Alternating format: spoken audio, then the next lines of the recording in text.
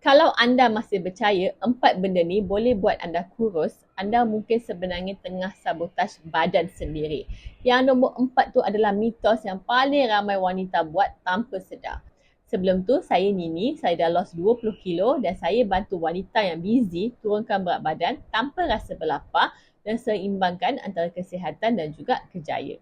Mitos yang pertama, kena berlapar dulu baru boleh kurus. Ini adalah mitos yang paling bahaya. Bila anda berlapar, badan anda akan masuk mood simpan lemak. Ia akan rasa nak kurus tapi sebenarnya badan anda makin susah nak bakar kalori. Mitos yang kedua, kena bersenam berjam-jam setiap hari. Wanita busy selalunya tak ada masa pun nak bersenam. Dan sebenarnya memang tak perlu sangat. Cara yang makan yang betul lebih berkesan daripada bersenam sampai tak ada tenaga. Yang ketiga, makan makanan berlemak kita kena elak sepenuhnya.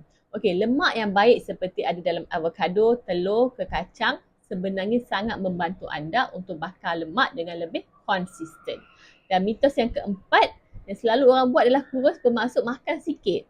Bukan tentang makan sikit tapi makan betul. Pilihan makanan yang tepat boleh bantu anda kenyang lebih lama dan anda ada tenaga untuk stabil sepanjang hari. Okay? So, anda boleh kurus tanpa menyeksa diri, tanpa berlapar dan tanpa hilang energi. Kalau nak tahu macam mana nak ubah tabiat ni tanpa perlu berlapar, boleh DM saya ataupun komen lemak. Nanti saya akan reply.